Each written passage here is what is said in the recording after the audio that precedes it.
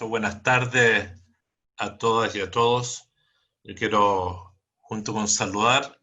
agradecerle en particular a Flaxo por la predisposición de reunirnos para generar un espacio de intercambio de conocimientos, de experiencias, de propuestas. Quiero saludar en particular a Ángel Frischfisch y al equipo de Flaxo que está facilitando este esfuerzo. Y de una manera muy humilde quiero entregar algunas ideas porque me siento un lego en la materia comparado a quienes tienen una tremenda trayectoria académica y profesional en esta área de las telecomunicaciones en general. Lo cierto es, y este es mi primer punto, la pandemia ha puesto en evidencia un conjunto de temas que quizás eran bien conocidos por los expertos, pero hoy son más sentidos por la comunidad. Se ha quedado en evidencia que el Internet es un servicio esencial para la vida de muchas personas. Se han quedado en evidencia las brechas, tanto territoriales como sociales, en particular en lo que es accesibilidad, y sea por o de otra naturaleza. Ha quedado en evidencia los problemas de continuidad e irregularidad de los servicios como pocas veces, y está entredicho la capacidad de garantizar aquello, lo que es la calidad. En el marco de la pandemia, entre el teletrabajo y el teleestudio, yo diría que solo en estos dos ámbitos han sido suficientes para generar una mayor conciencia de los problemas que hay en el sector, y eso sin duda genera una oportunidad. Y esto se da en un momento de tremendas transformaciones tecnológicas, de saltos cuánticos en la tecnología, desde la nanotecnología, la inteligencia artificial, lo que es el asomo de 5G, el debate del Internet de las cosas, de telemedicina, de logística en el área de educación. Por ende, estamos en un momento especial para abordar este debate en cada uno de nuestros países en la región, como probablemente no habíamos estado antes. Hasta ahora en Chile, el debate ha sido bastante inorgánico, diría, desde la Ley General de Telecomunicaciones que surge en la época de la dictadura, en los años 80, no se ha hecho una revisión global de lo que hay detrás de esa ley de telecomunicaciones. No ha habido un debate global sobre el uso del espectro electromagnético en el país y de cómo se entregan las concesiones.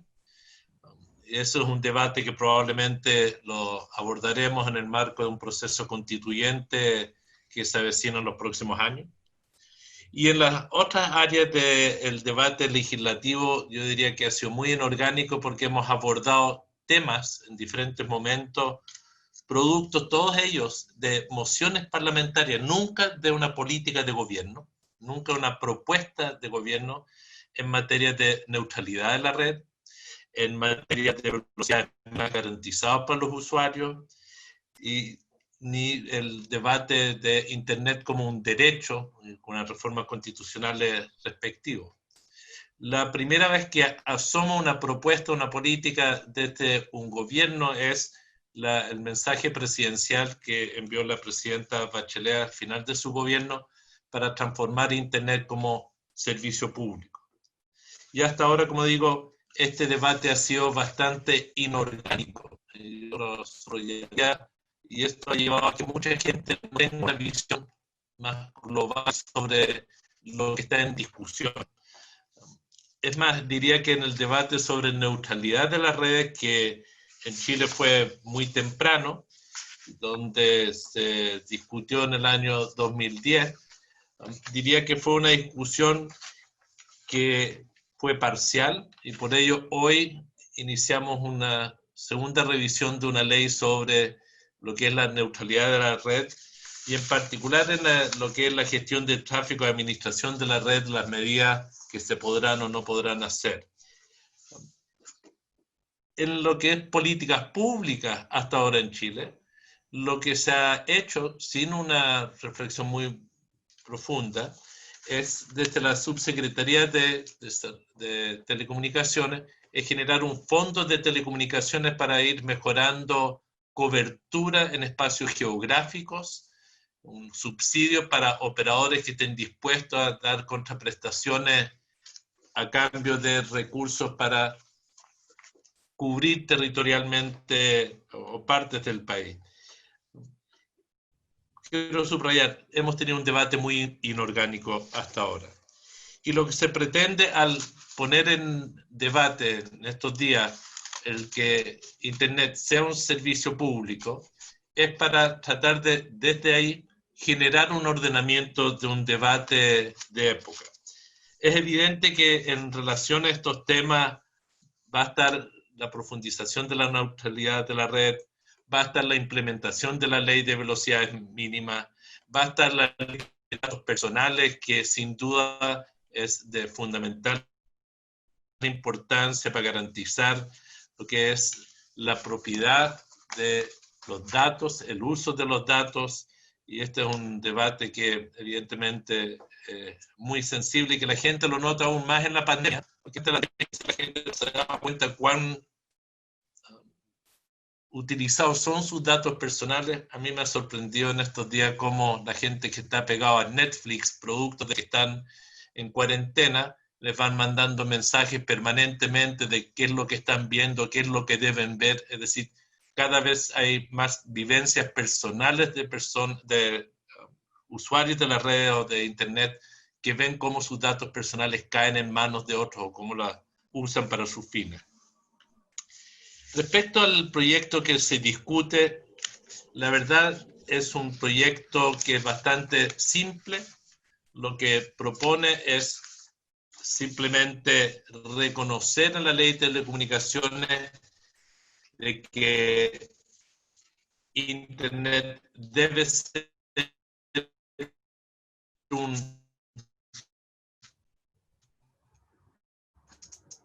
servicio público que debe garantizarse el acceso a Internet. En segundo término, una segunda modificación, el plazo para cumplir con esta obligación de parte de los proveedores. La ley en verdad es un primer paso para abrir el debate que tenemos en el país respecto a esto. Y en eso yo quiero tratar de compartir lo que fue el debate con un profesor que nos acompañó en la comisión, el profesor Cordero, de cómo se tiene que abordar este concepto de servicio público, porque es evidente que no es un concepto unívoco, no tiene una definición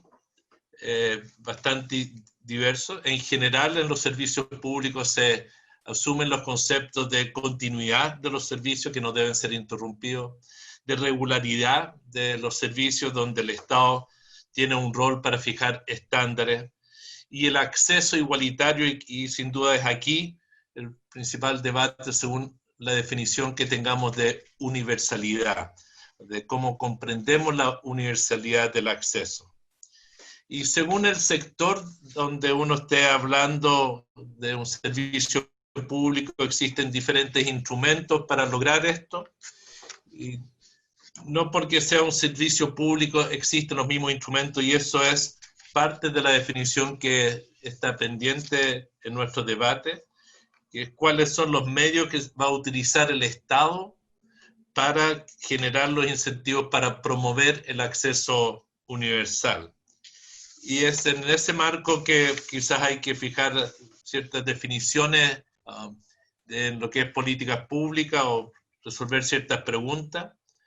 Una que quizás es obvia, pero hay que preguntárselo, si es necesario reducir la brecha digital para garantizar el acceso. Es decir, tiene que haber una política pública especial para cerrar la brecha digital.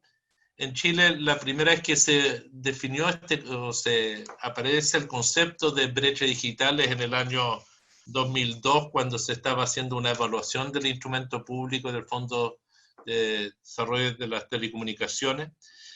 Y yo creo que esta es una pregunta que es media obvia la respuesta. La segunda pregunta es si la obligatoriedad del servicio en un territorio de una zona de servicio es una herramienta idónea para ampliar el objetivo de política pública. La obligatoriedad, el principal instrumento diario de esta obligación y quienes van a asumir los costos de implementación de este tipo de política pública. En el proyecto que estamos viendo no se profundiza en este tema, pero es evidente que va a ser distinto según las zonas de cobertura, así como en zonas urbanas. Pero el definir esto está muy vinculado a cómo vamos a realizar las concesiones de uso de espectro. Si otra concesión de uso de espectro se establece obligaciones y en esas obligaciones, ¿cuál va a ser el peso, la ecuación de lo público y de lo privado? Hasta ahora la definición ha sido más bien de que el mercado debe resolver estos temas, de que las empresas verán cómo apoyan y muy subsidiariamente ha estado este fondo de telecomunicaciones para ir ampliando cobertura. Nosotros tenemos la convicción de que esa lógica no da para más, se necesita un accionar del Estado para poder definir que el acceso sea efectivamente universal.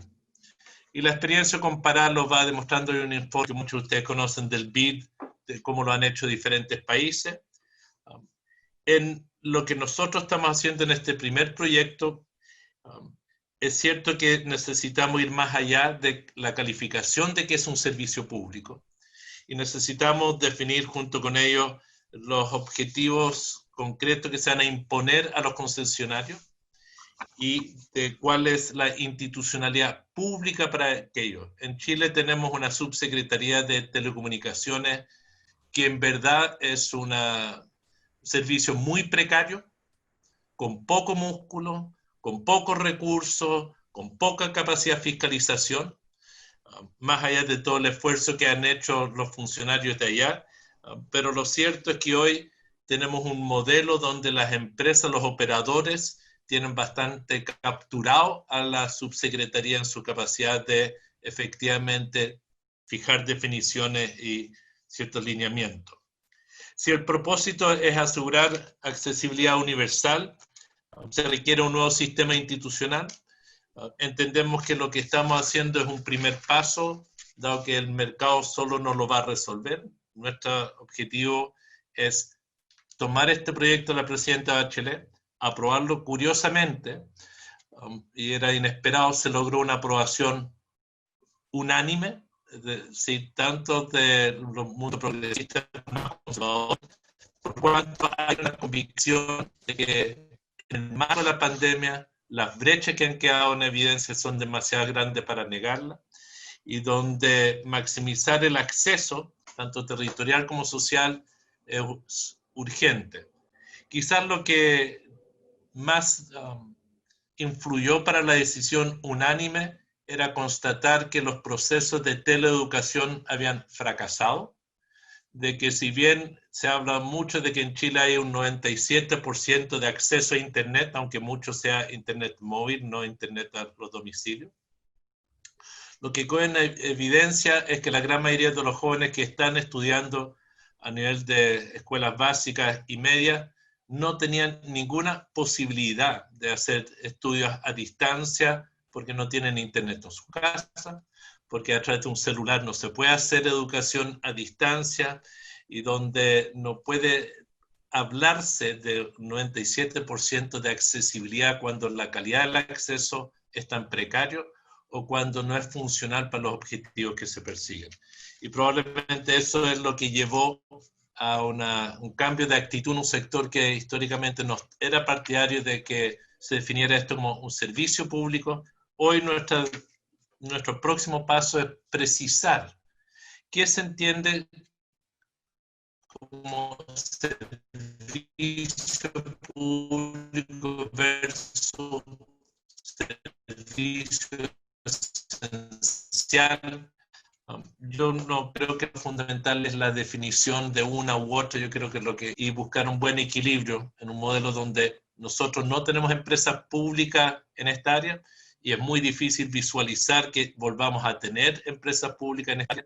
y por ende cualquier modelo de servicio público requiere una institucionalidad bastante más robusta de la que tenemos para dar ciertas directrices. Quiero dejar hasta ahí la presentación y agradecer nuevamente a todos los que van a estar participando en estas exposiciones, porque es una oportunidad para que en la Comisión de Transporte y Telecomunicaciones del Senado de Chile podamos ir avanzando en este debate. Y termino con lo siguiente. En una conversación con el Parlamento andino, por primera vez se abordó este debate también,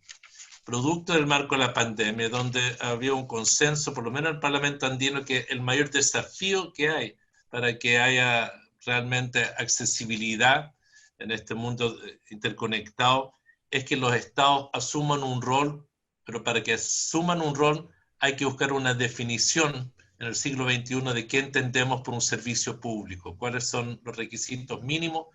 cuáles son las obligaciones mínimas que se puedan imponer en el mundo de hoy.